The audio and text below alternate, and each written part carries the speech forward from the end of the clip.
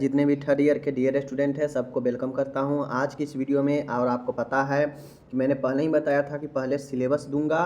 Syllabus में आपको क्या क्या पढ़ना है, कितने यूनिट पढ़ना है, यूनिट के अंदर कितने कितने टॉपिक पढ़ना है, वो सब आपको सिलेबस से पता चल जाएगा। तो आज की इस वीडियो में मैं सिलेबस ही दे रहा हूँ, जिसमें आपका फर्स्ट जो पेपर होता है मिडवाइफरी एंड गायनेकोलॉजी का, उसका सिलेबस आपके सामने मैं लेकर आया हूँ। हिंदी और इंग्लिश दोनों में पीडीएफ के साथ में मिल जाएगा। जो हिंदी में अपना सिलेबस देखना चाहते हैं उनके लिए नीचे हिंदी भी दिया गया है, जो इंग्लिश में सिलेबस देखना चाहते हैं उनके लिए इंग्लिश में भी चीज़ें दिया गया है। ठीक है, तो चलिए कंप्लीट सिलेबस है, टोटली जितना भी पढ़ना है सब सिलेबस में दिए गए हैं। आप लोग पीडीएफ डाउनलोड कर लीजिएगा और जो है पढ़िएगा, देख लीजिएगा एक बार कि आपको क्या क्या पढ़ना है। सिलेबस कभी भी ज़रूरत पड़ सकता है, ठीक है। और साथ में मैं जब क्लास स्टार्ट करूंगा तो आपको पता चलेगा कि हाँ हमें कितना जो है टॉपिक पढ़ लिए हैं और कितना अभी पढ़ना बाकी है या कौन छूटा है, समझ गए, जिससे आपको पता रहेगा। तो चलिए शुरू करते हैं। देखिए पहला यूनिट है, यूनिट में पहला में है इंट्रोडक्शन, यानी मिडवाइफरी गायनेकोलॉजी के इंट्रोडक्शन, परिचय के बारे में हमें पढ़ना है। ठीक है, देखिए इसमें भी दो पार्ट है। मिडवाइफरी एंड गायनेकोलॉजी जो है इसमें दो पार्ट है, एक है मिडवाइफ का और एक है गायनेकोलॉजी नर्सिंग का। ओके, तो पार्ट ए में है मिडवाइफ, तो आप लोग देख लीजिए यहाँ पे। पहला है इंट्रोडक्शन। इंट्रोडक्शन में डिफाइन करना है मिडवाइफरी के बारे में एंड ऑब्स्टेट्रिकल नर्सिंग के बारे में, स्कोप ऑफ मिडवाइफरी, ठीक है, basic competencies of midwife, history of midwifery, trend of maternity service in India, vital static related to maternal health in India. यानी आपको इसमें बेसिक चीज़ें मिडवाइफ के बारे में जानना है कि इंडिया में मिडवाइफ का क्या जो है हिस्ट्री रहा है, मिडवाइफरी का क्या ट्रेंड्स है, इसका वाइटल स्टैटिक्स क्या है, ठीक है, इसका स्कोप क्या है, डिफिनेशन क्या है, ये बेसिकली आपको मिडवाइफ के बारे में यूनिट फर्स्ट इंट्रोडक्शन में जानना है। यूनिट 2 है, आप लोग 10th में भी पढ़े होंगे, फर्स्ट ईयर में भी पढ़े हैं, रिप्रोडक्टिव सिस्टम। अब यहाँ पे आपको रिप्रोडक्टिव सिस्टम के बारे में जानना है, review and structure and function of female reproductive system. अब ऐसा नहीं है कि हम रिप्रोडक्टिव सिस्टम है तो हम मेल रिप्रोडक्टिव के बारे में जानेंगे, नहीं, क्योंकि ये यूनिट ही पूरा जो है सब्जेक्ट ही पूरा फीमेल पर आधारित है, मिडवाइफ एंड गायनेकोलॉजी। तो इसमें जो रिप्रोडक्टिव सिस्टम है या फीमेल रिप्रोडक्टिव सिस्टम के बारे में हमें स्ट्रक्चर फंक्शन सब जानना है। एंड फीमेल पेल्विस स्ट्रक्चर, जो महिला का जो पेल्विस होता है, जो श्रोणी होता है, उसका स्ट्रक्चर जानना है, कितने टाइप्स का होता है और पेल्विस का कितना डायमीटर होता है, इस चीज़ को जो है मुझे क्लियर करना है। तो ये यूनिट नंबर 2 है, रिप्रोडक्टिव सिस्टम है, इसे ध्यान से देखना है। ओके, अब आपके सामने है यूनिट 3 है, एम्ब्रियोलॉजी एंड फूटल डेवलपमेंट, यानी भ्रूण विकास, ठीक है ना, भ्रूण और जो शिशु होता है उसके विकास के बारे में आपको पढ़ना है। मतलब एक एम्ब्रियोलॉजी मतलब भ्रूण विकास, भ्रूण विज्ञान, और भ्रूण का जो फीटल होता है उसका डेवलपमेंट कैसे होता है, तो इसके बारे में पढ़ना। मतलब एक गर्भ में बच्चा शिशु कैसे जो है निर्माण करता है, कैसे उसका विकास होता है, इन सब के बारे में यूनिट 3 में पढ़ना है। देखिए oogenesis, spermatogenesis, fertilisation and implantation बहुत महत्वपूर्ण है। Unit number 3 embryology and fetal development के बारे में पढ़ना है। प्लेसेंटा के बारे में, प्लेसेंटा के झिल्ली के बारे में पढ़ना है, जैसे प्लेसेंटा का स्ट्रक्चर, प्लेसेंटा का काम और प्लेसेंटा असमान प्लेसेंटा के बारे में पढ़ना है। तो ये हो गया यूनिट नंबर 3 में।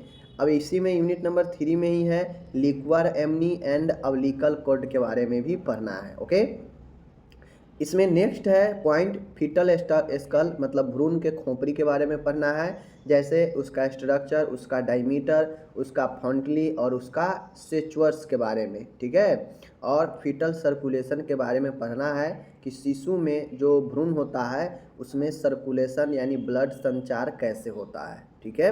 तो ये 5 पॉइंट आपको पढ़ना है यूनिट नंबर 3 में।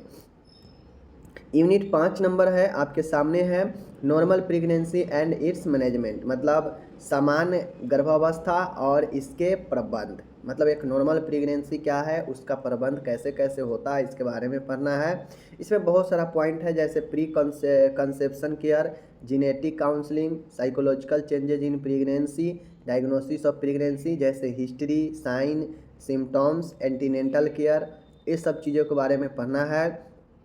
Minor disorder and their treatment, अब इसी में नॉर्मल प्रेगनेंसी के दौरान माइनर छोटे छोटे डिसऑर्डर होते हैं, उनके मैनेजमेंट कैसे किया जाएगा इसके बारे में पढ़ना है। एंड नेक्स्ट है यूनिट नंबर 5 है, यूनिट नंबर 5 है normal labour and its management. समझ गए। अब यहाँ पे देखिए नॉर्मल लेबर है, वहाँ पे था normal pregnancy and its management. Pregnancy और लेबर में डिफरेंस होता है। प्रेगनेंसी के मतलब होता है गर्भ, ठीक है, गर्भ अवस्था, और लेबर के मतलब होता है प्रसव, मतलब जब बच्चा होने के हो समय एकदम बिल्कुल नज़दीक हो तो वह लेबर वाला होता है, ठीक है। आगे है अभी normal labour and its management, define and stage, labour का डिफाइन करना है, लेबर का स्टेज बताना है। Cause and sign of onset of labour, labour जैसे ही लेबर नज़दीक आ जाए तो उसमें क्या कारण होते हैं, क्या साइन होते हैं, ये बताना है। ट्रू एंड फॉल्स लेबर के बारे में बताना है कि ट्रू लेबर क्या होता है, फॉल्स लेबर क्या होता है, ठीक है। लेबर के हिंदी में कहा जाए तो प्रसव होता है, इस चीज़ को ध्यान में रखना है, okay. First stage of labour, labour का फर्स्ट स्टेज पढ़ना है।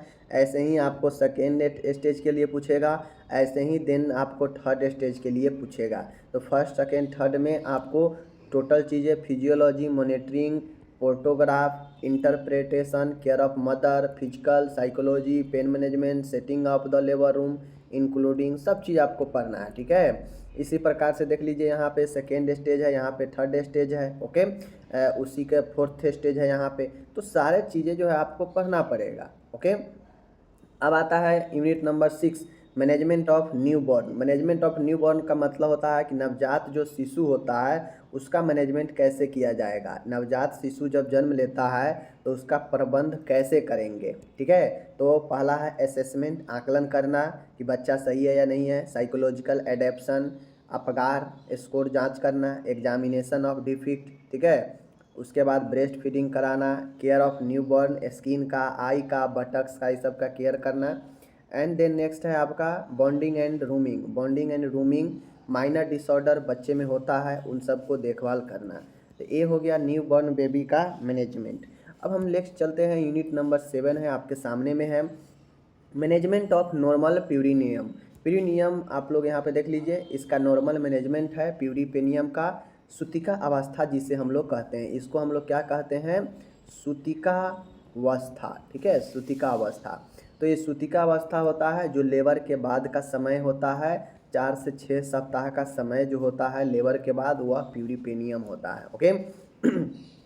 तो इस नॉर्मल प्यूरिपेनियम का क्या मैनेजमेंट होगा, तो सबसे पहले इसका डिफिनीशन, इसका ऑब्जेक्टिव बताना है। साइकोलॉजिकल चेंजेज बनाना है कि प्यूरिपेनियम में क्या क्या चेंजेज होता है।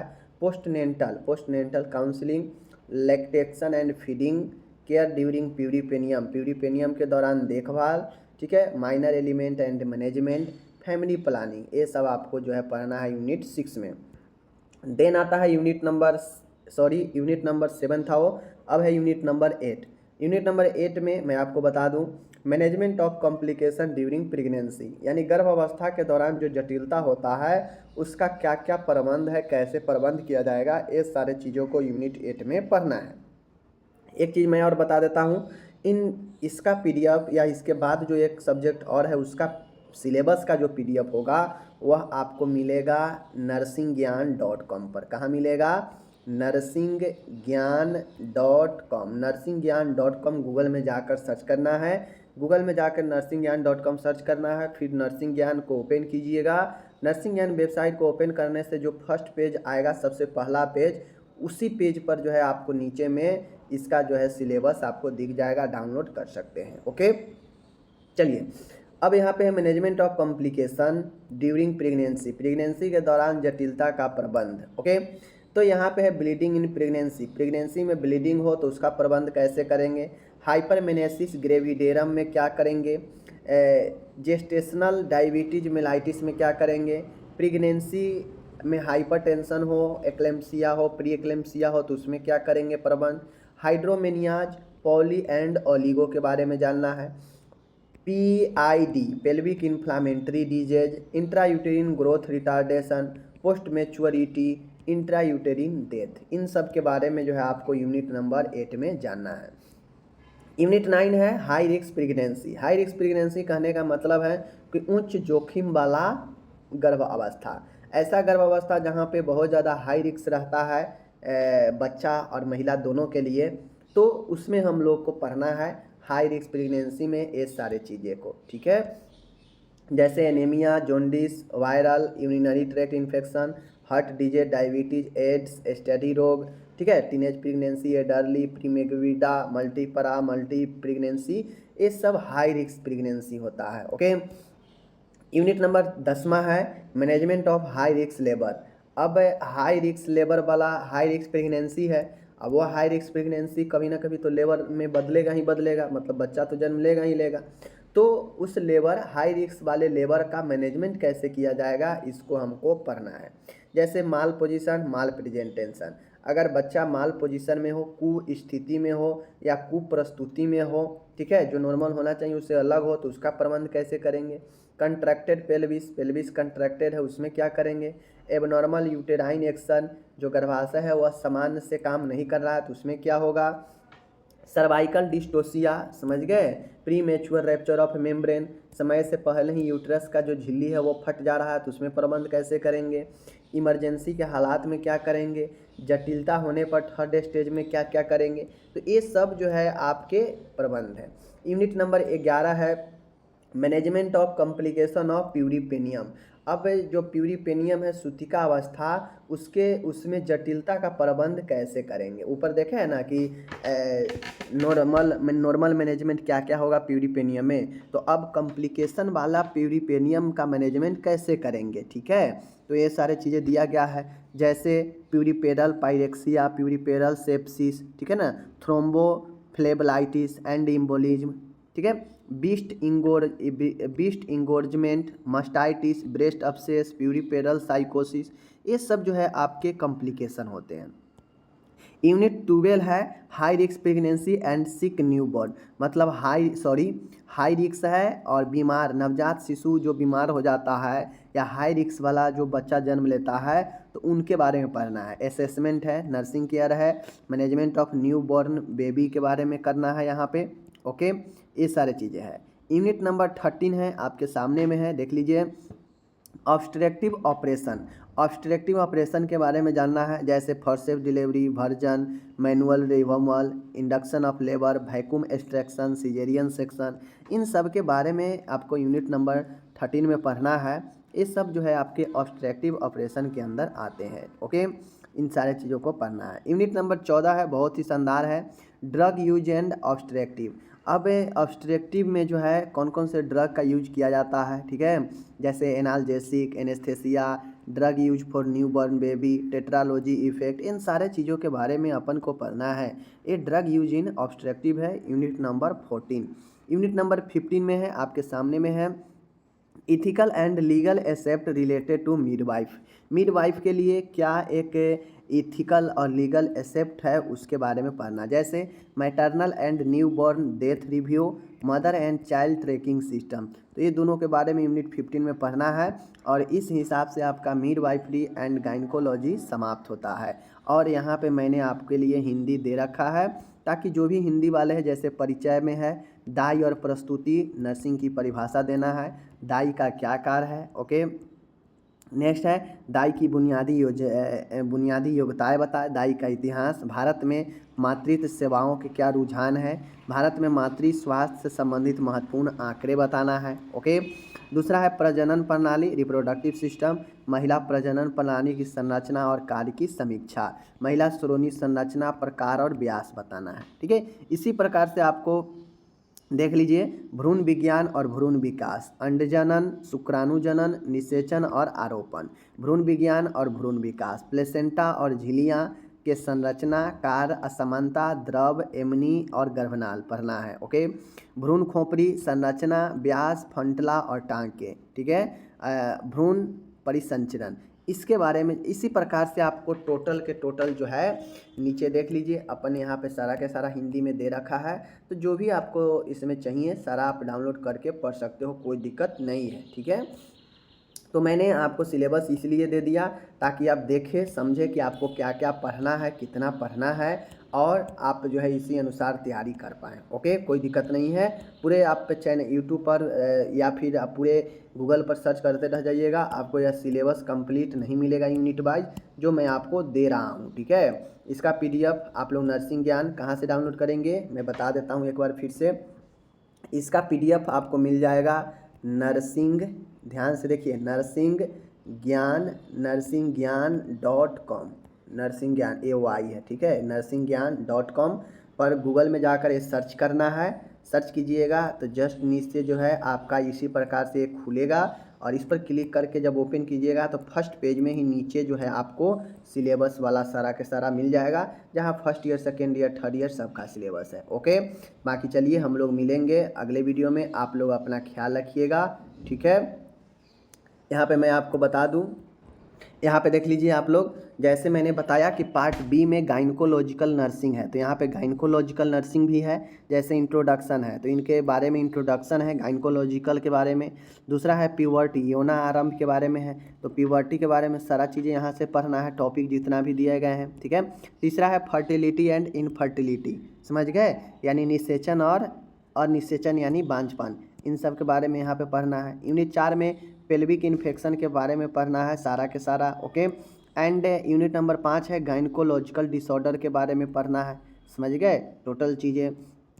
उसके बाद है आपका यूनिट नंबर 6 में ब्रेस्ट डिसऑर्डर के बारे में पढ़ना है, एंड यूनिट नंबर 7 में मेनोपॉज के बारे में पढ़ना है। ओके, उसके बाद है इतना ही है, बाकी यहाँ पे हिंदी भी दे दी है। यूनिट 1 परिचय है, यूनिट 2 तरुणाई है, ठीक है, यूनिट 3 है प्रजनन क्षमता और बांझपन है, पेल्विक संक्रमण है, और यूनिट नंबर 5 है स्त्री रोग संबंधी विकार है। उसके बाद है छठा है स्तन विकार है, ठीक है, और 7वां है रजनोवृत्ति। तो इस प्रकार से मैंने आपको हिंदी इंग्लिश दोनों में दे दिया है, आप लोग अपना इसको देख लीजिएगा, अच्छे से समझ लीजिएगा।